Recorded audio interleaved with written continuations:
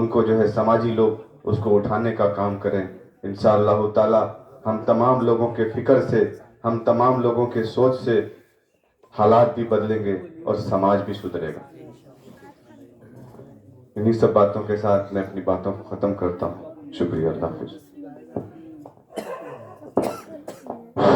السلام علیکم ورحمۃ اللہ وبرکاتہ. آپ کے سامنے جناب راشد انور صاحب، صدر MIM ضلع ارریہ.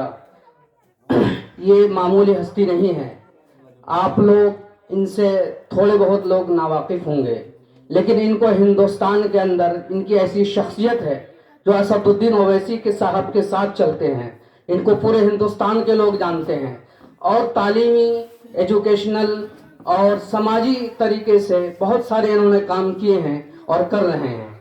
اور اس لیے ان کو ہم نے انوائٹ کیا ہے تاکہ ان کے بولنے سے نوجوان نسل جو ہے ہماری ان کی باتوں کو سنتی ہے. واٹس ایپ سے، یوٹیوب سے، فیس بک سے، انسٹاگرام سے وغیرہ وغیرہ سے، جتنے بھی ڈیجیٹل میڈیاز ہیں ساری چیزوں سے ان کو فالو کرتی ہیں.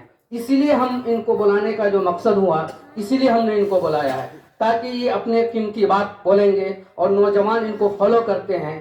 انشاءاللہ اگر 2 لاکھ لوگوں نے ان کو یوٹیوب، فیس بک، انسٹا، جتنے بھی ڈیجیٹل پلیٹ فارم ہیں دیکھیں گے، ان میں سے اگر 2 لوگ بھی سدھر گئے تو یہ جلسہ کا کامیابی کا مقصد کامیاب ہو گیا. اسی لیے ہم نے ان کو یہاں پر انوائٹ کیا ہے. اسی طریقے سے ہمارے نوجوان، ہمارے چھوٹے بھائی محتشم اختر صاحب ہیں. یہ بھی کافی پڑھے لکھے ہیں اور ان کو ایک امید ہے کہ اپنے علاقے کے اندر ایک کام کریں گے. جیسے نشہ ہے، جوا ہے، شراب ہے وغیرہ وغیرہ پر یہ لوگ کام کرتے رہتے ہیں.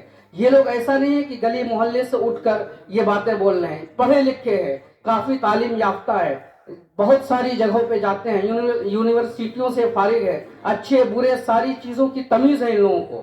اسی لیے ان لوگوں کو انوائٹ کیا ہے. اور اسی طریقے سے ہمارے عالم دین ہیں جو سب سے اولین درجے پہ ہیں، جیسے حضرت مولانا مفتی رضا قاسمی صاحب، جناب خورشید صاحب اور اویس صاحب جو کسی ضرورت کے بنا پر آ نہیں پائے. اسی طریقے مفتی اشرف قمر صاحب، وہ بھی تشریف نہ لا سکے.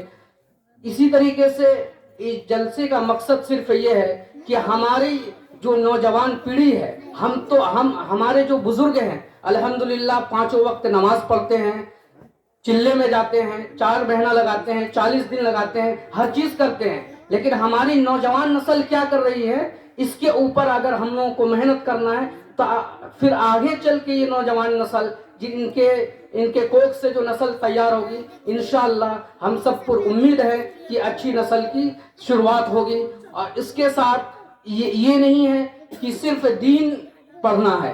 کہیں پر یہ نہیں لکھا ہوا ہے. قرآن پاک کے اندر لکھا ہوا ہے اقرأ بسم ربک الذی خلق. اللہ نے پہلی آیت نازل کیا ہے کہ تم پڑھو جس نے تم کو پیدا کیا ہے. پڑھنے کا کیا مطلب ہے؟ پڑھنے کا مطلب یہ ہے کہ تم کسی بھی لائن سے پڑھو، دین کسی بھی لائن سے تم حاصل کر سکتے ہو. اس وقت آج سے 1500 سال پہلے حضور پاک صلی اللہ علیہ وسلم نے ارشاد فرمایا اگر تم کو تعلیم کے لیے چین جانا پڑے تو جاؤ. کیوں یہ مثال کیوں دی گئی؟ وہ یہ مثال اس لیے دی گئی اس وقت چین آنا ہی پتھر کے چنے چبانے کے برابر تھا. اس لیے آج تو ہم گھر بیٹھے دین دنیا ہر جگہ دیکھ لیتے ہیں.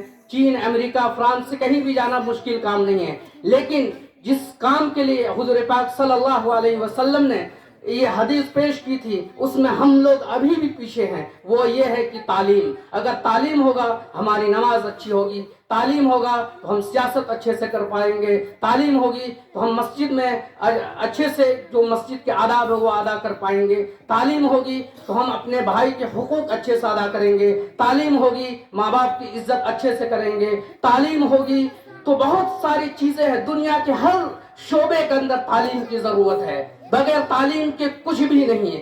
آپ ایسا سمجھ رہے ہیں بغیر تعلیم کے اگر آپ مکھیا بن جاتے ہیں تو آپ کی نسل یاد رکھیے آپ مکھیا تو بن سکتے ہیں، اچھی محل سے بنا سکتے ہیں، لیکن اس محل کی خوبصورتی صرف آپ کے زندگی تک رہے گی. اگر آپ نے تعلیم محل بنانے کے بجائے، محل بنانا بری بات نہیں ہے، محل بنائیے لیکن اس کے ساتھ تعلیم کو جوڑیے. اگر آپ نے ایک محل بنایا اور ایک بچے کو تعلیم دے دی تو اس کا مطلب یہ ہے कि उस महल की खूबसूरती, उस महल की चमक दमक आपके हजारों हजार साल तक बाकी रहेगी। अगर आपने अपने नौजवान को तालीम से दूर रखा, आप सैकड़ों महल बना लीजिए, उसकी वैलिडिटी सिर्फ और सिर्फ 100 साल तक रह सकती है, इसके अलावा कुछ भी नहीं हो सकता है। तालीम बहुत बड़ी रस्सी है अपने समाज के लिए, अपने मुल्क के लिए, अपने हिंदुस्तान के लिए, दुनिया के लिए, दीन के लिए।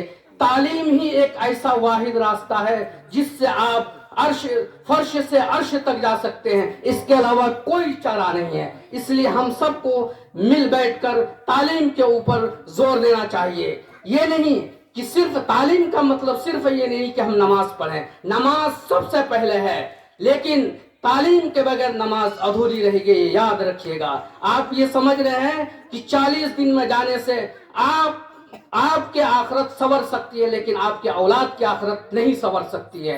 वो संवर सकती है तो सिर्फ तालीम। अगर आप तालीम देंगे तो नस्लों आपकी जो है हाजी, नमाजी, मुत्तकी, परहेजगार बनेंगे, इसके अलावा कोई चारा नहीं।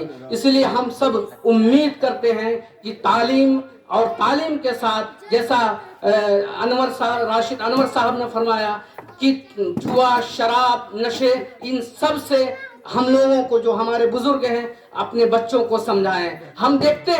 हम लोग देखते हैं क्योंकि हम सिर्फ मोहल्ले में नहीं रहते हैं, हमारा हर जगह जाना आना होता है। अच्छे के साथ भी बैठते हैं, बुरे के साथ भी बैठते हैं, मालदार के साथ भी बैठते हैं, अमीर के साथ भी बैठते हैं, फकीर के साथ भी बैठते हैं। क्यों कि हमको हर चीज का अल्हम्दुलिल्लाह छोटी सी उम्र में छोटा तजर्बा है। क्योंकि नशे की वजह से हमारी कौम, खास तौर से मुसलमान, बहुत ही पीछे चली जा चुकी है। इसलिए हम सबको